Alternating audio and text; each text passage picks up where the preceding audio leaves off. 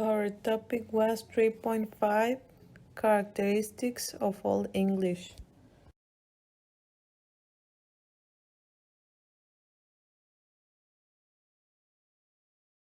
So I will begin with the dialects of Old English. Well, they were four main dialects. They were associated in particularly with Anglo-Saxon kingdoms, and they were Mercian, Northumbrian, Kentish, and West Saxon. They were very alike, but not entirely like the Spanish in Mexico and I don't know, Cuba, Colombia, that we can understand each other, but we have certain words that we as Mexicans do not used to use as the Colombians or Puerto Ricanos.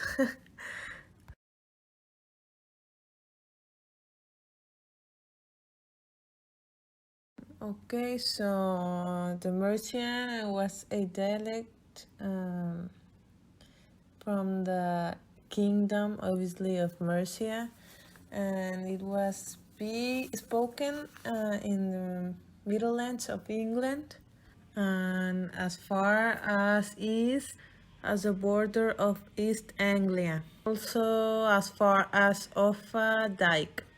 It was also spoken like in the border of Northumbria, so I think that is why they are most alike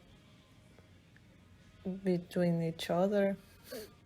The Mercian remained to be used in speech, but it was hardly ever used to write documents. And then the Norman conquest happened, and there were other dialects that predominated in Mercia. This dialect also have three genders, which are masculine, feminine, and neuter, as other West Germanic dialects. And the Northumbrian was spoken from the Humber to England and then to Scotland. But during the Viking invasion in the 9th century, it came under the influence of the Vikings invaders. These Vikings forced a division of the dialect and made two different subdialects. One of them was pronounced as normal, and the other dialect was heavily pronounced.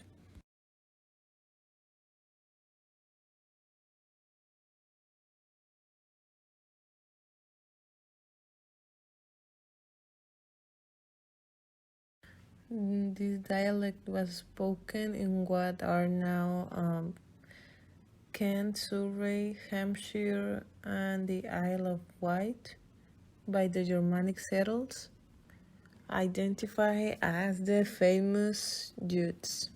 One of the most important surviving Kentish manuscripts are law codes, 12th century, and then the dialect changed.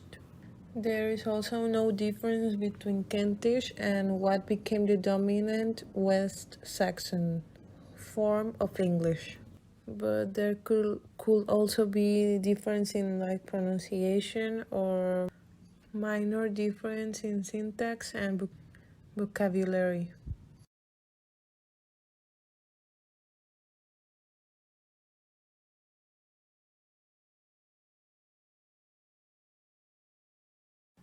Some of the characteristic of Old English is the spelling, the pronunciation, the lexicon, and the grammar.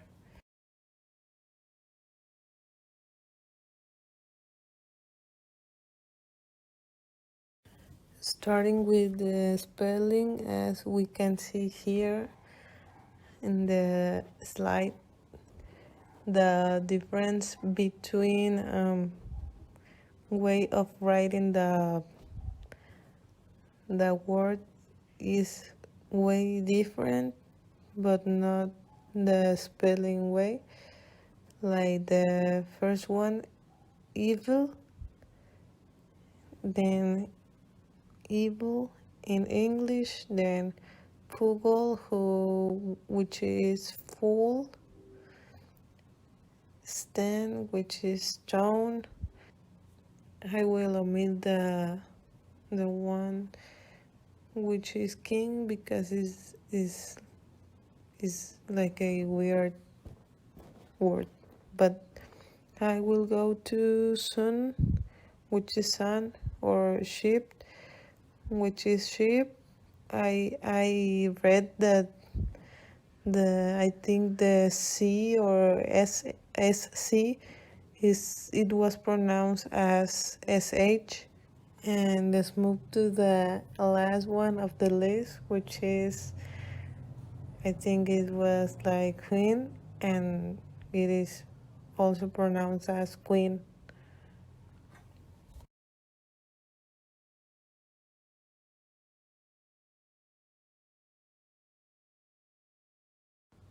And now the pronunciation.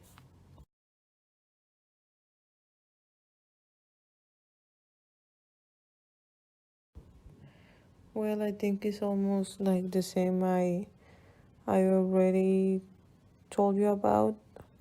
Like in Old English was stand for stone, ham for home, grad for growth, and rat for road.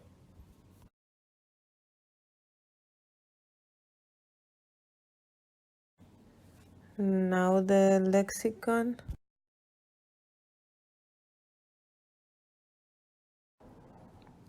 I think I cannot read the number one, but the number two is more clear and I do understand it. It says, then she ran to speaking this Middle English tongue, which means then she went to speak this late modern English tongue. It is kind of similar, but not that much.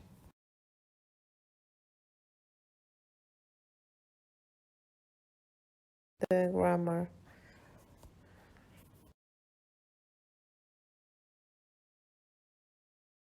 with nouns.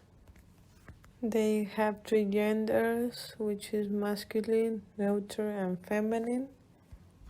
Two numbers, singular and plural, and five cases, nominative, accusative, genitive, dative, and instrumental.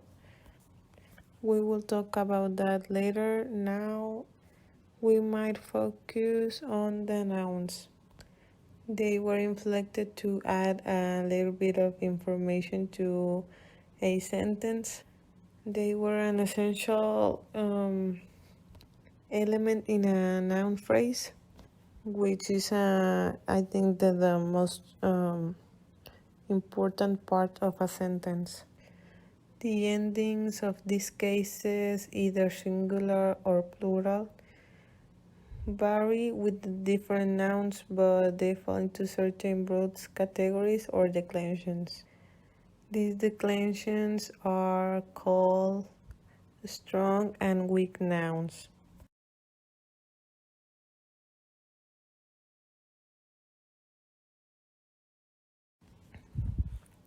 Grammatical gender. It is similar to the modern German. As I said seconds ago, there are three grammatical genders, which are masculine, feminine, and neuter.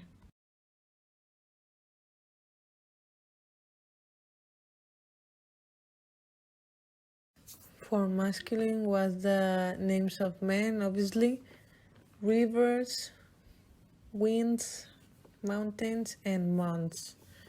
For feminine was names of women, obviously, cities, countries, plants, tree, gems, and abstract qualities, and in neuter, indeclinable nouns, which mean that they don't change at all according to case or number, but there can be words that modify them, such as adjectives. These nouns are most of them are feminine nouns ending in ou, such as length, which is length, and strength, which is strength. Sometimes they had a weak feminine equivalent that were otherwise identical. Also, country names borrow from Latin, often ending in a. These ones can be optionally treated as indeclinable.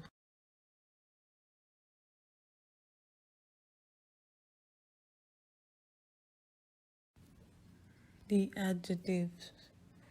All English nouns and adjectives had three genders, as I said, masculine, feminine, and neuter. And all English adjectives had two different declensions, strong and weak.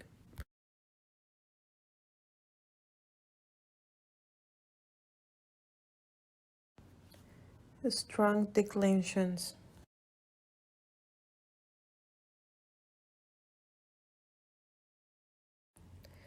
There are several variations on the general declensions, like these ones.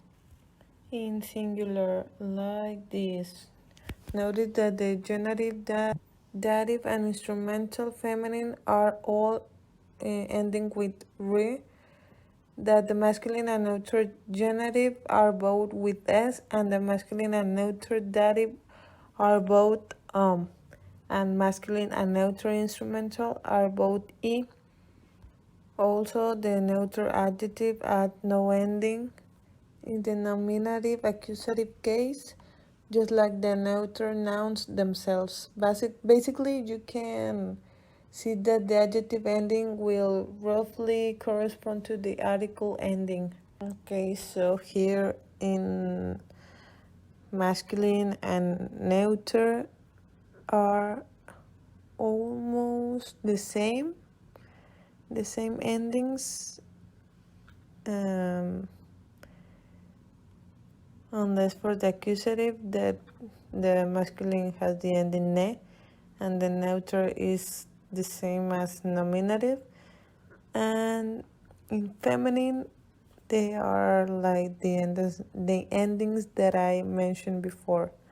So the endings for plural are with masculine, for masculine with e, ra, and for neuter o, ra, and feminine a, e, ra, and And notice that the genitive and dative are the same in all genders for plural.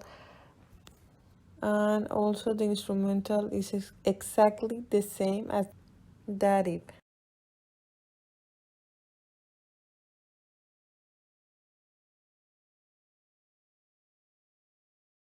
Okay, so in these declensions we can notice that it is much more uniform and simple than the strong declensions.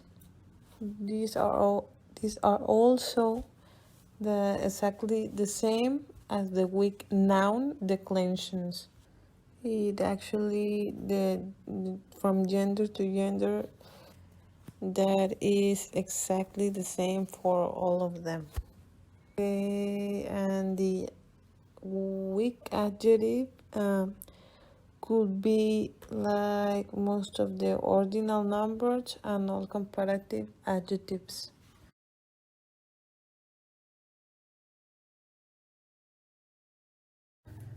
Articles are actually just a special kind of adjective which show the definiteness of the noun being referred to.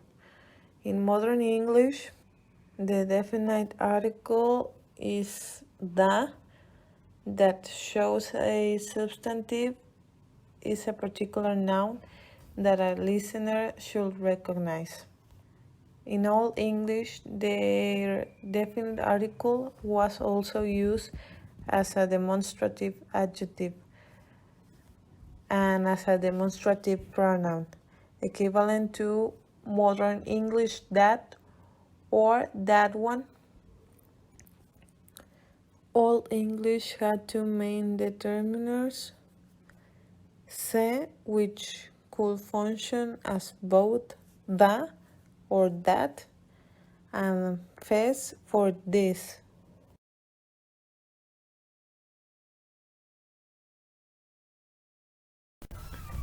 The personal pronoun. Because of how frequent it is used and how necessary it is to the language, the personal pronoun is likely to preserve a fairly complete system of inflections. The way that all English shows this, besides having many forms for gender, person, and cases, it also has an addition of two ordinary singular and plural, a set of forms for two people or two things, the dual number.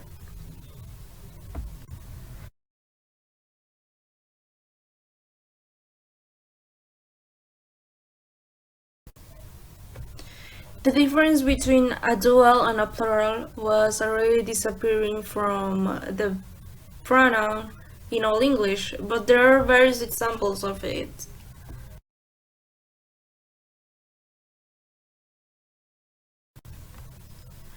The inflection in the Germanic languages was much easier than in Indo-European because, for example, in Old English, it only had two simple tenses for inflection, a present and a past.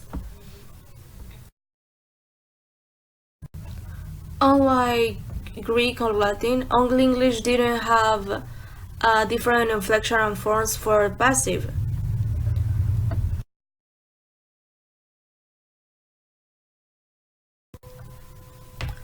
The Germanic languages, however, had a peculiar way to divide the verb into classes, which was the weak, which is now known as a regular verb, and the strong, which are irregular verbs. So the difference between a strong and a weak verb is that a strong, which is now a regular verb, is a verb, for example, sing, sang, sung, that changes the tense by a modification of the root vowel. Meanwhile, a weak verb, for example, walk or play, changed by the addition of a dental, something extra that it needs. Like, basically, it's too weak to be on its own or change of its own, so it needs something extra to help.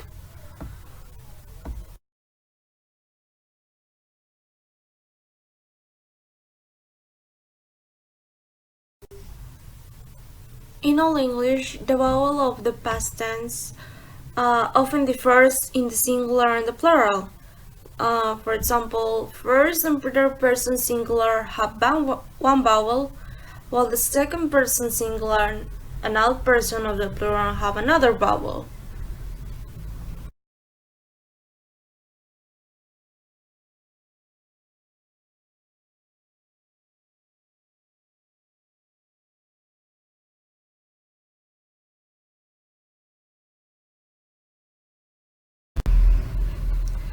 The origin, it's not very clear, like nobody's really sure, but there are a few theories, like it was a part of the verb to, or it was by adding to the root, or by adding other suffixes like ed, od, or d to the present stem. While there is still very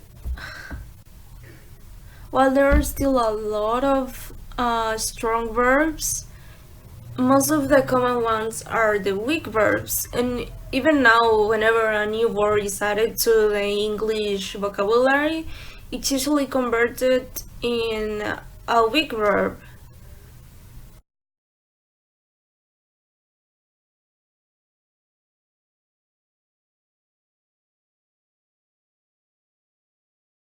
English in this stage is synthetic, and to see why, we talk about the inflections of the language and the process by which English lost a great part of its inflectional system and became an analytical language.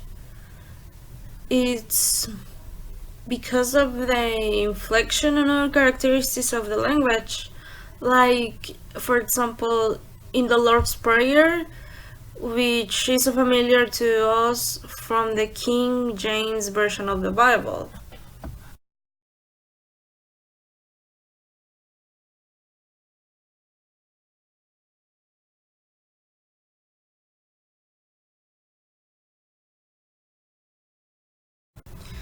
To someone that is new to all English, it might seem that the language lacks way to express yourself because it doesn't borrow a lot of words from Latin or French or like any, but it's because of this that it search for many ways to develop new words or new expressions instead of just borrowing from here and there like modern English does.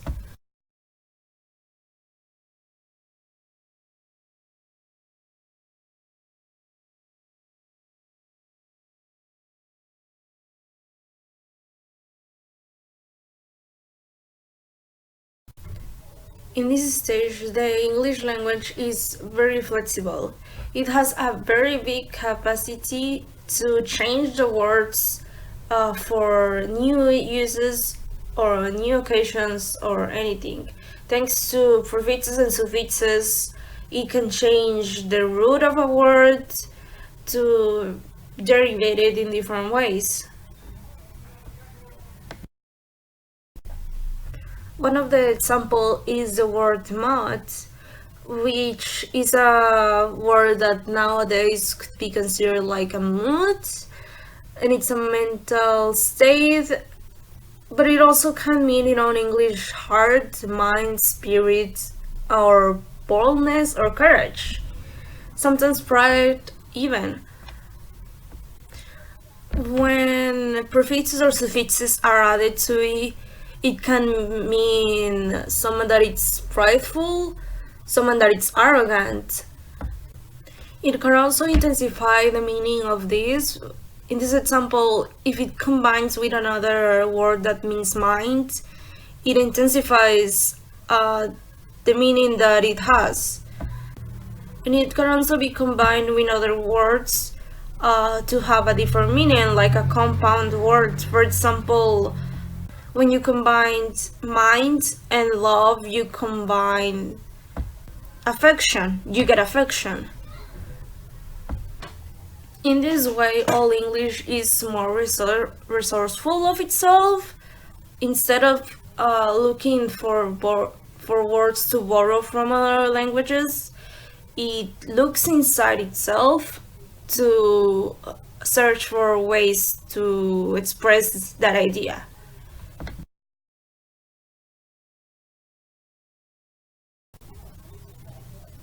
Self-explaining compounds. So, a self-explaining compound is two words that together make a very evident word or something that it's very clear because of the association it has.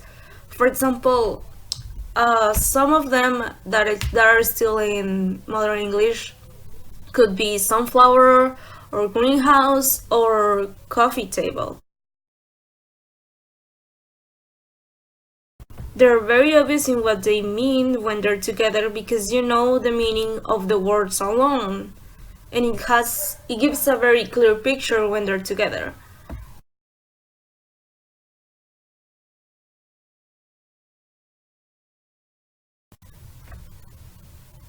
Even though we still have in modern English compound words, a lot of times instead of making them, we borrow them from other languages.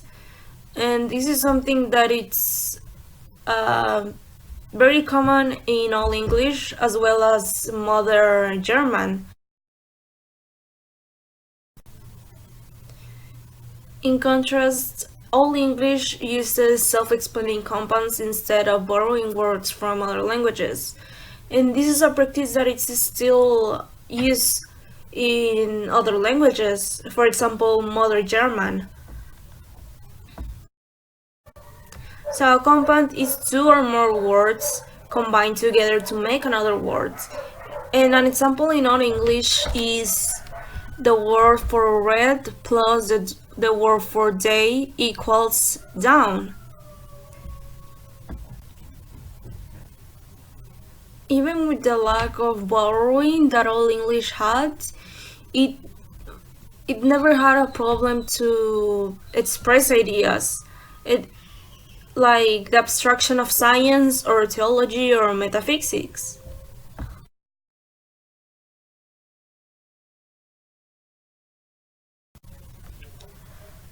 Part of the flexibility of the Old English vocabulary comes from the generous use of prefixes and suffixes to form new words from old words or to modify or extend the root idea. In this way, it's very similar to how modern German is, which kind of makes sense because it's both from the same family.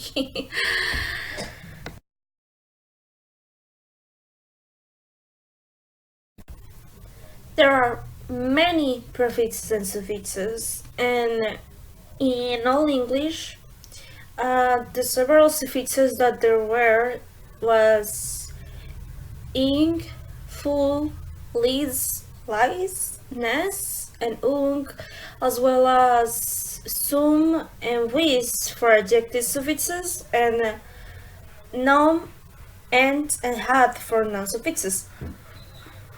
And some of the prefixes were a, be, for, g, mis, of, offer, though, un, under, and with. Some of these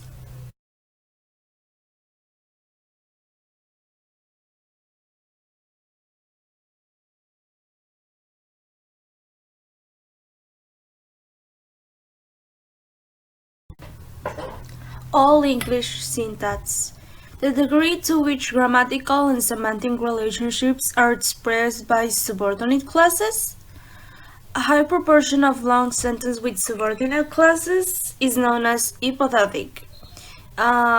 Some examples of people who wrote in hypothetic style were Edward Gibbon or the poet John Milton. Whereas short sentences and a higher proportion of principal clauses are parathetic. For example, Ernest Hemingway wrote in parathetic. Even though parathetic may also be interpreted as immature and childish, like it's way less complex than hypothetic style.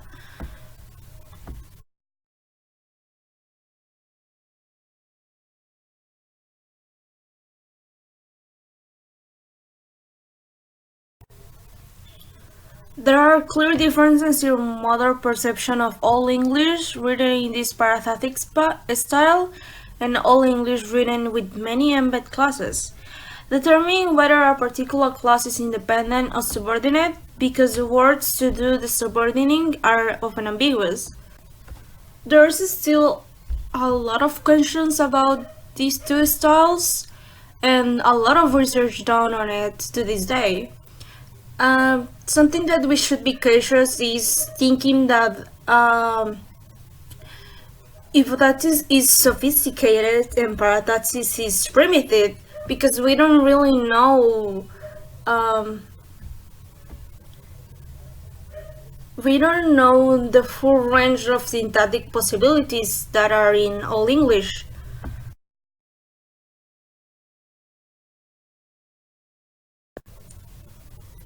It is said that the way that all languages are preserved is through their literature. So the ones that have the highest or the ones with more quality are usually more talked about. For example, the literature of the Anglo-Saxon is one of the richest. Some of it was wrote by the Germanic conquerors from their homes, and it was kept from oral tradition instead of being written.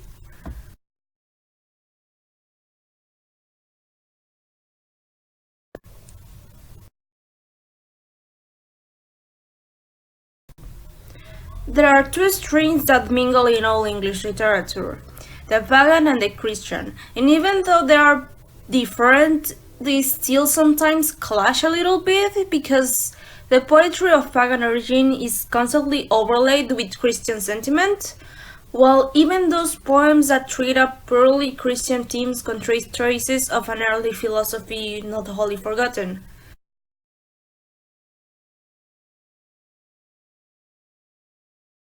So even if there are two different categories, you can see leftovers of the other one.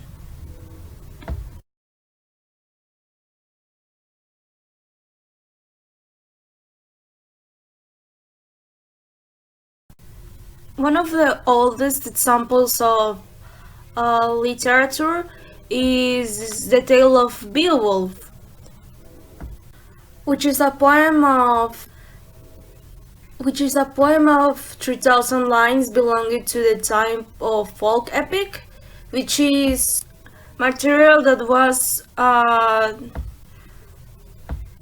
which was material that resonated with the people of that time. Beowulf is a tale about a warrior, Beowulf, who fought the monster of Grendel and its mother, and years later met his death while riding his own country on an equally destructive foe, a fire-breathing dragon. There have been many adaptations of this tale, for example, a movie and a comic book that was kind of popular.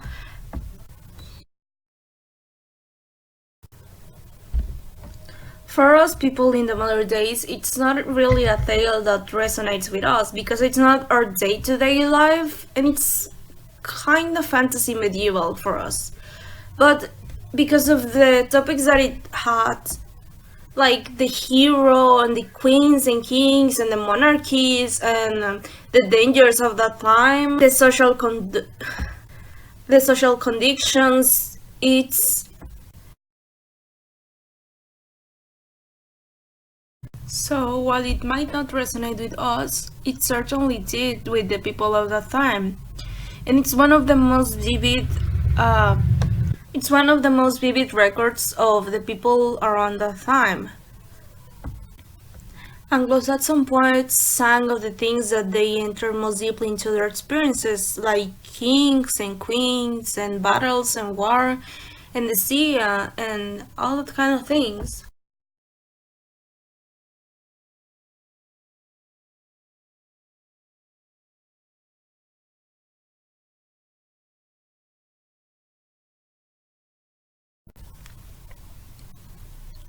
English possessed a considerable body of prose literature in the 9th century, at a time when most other modern languages in Europe had scarcely developed a literature verse.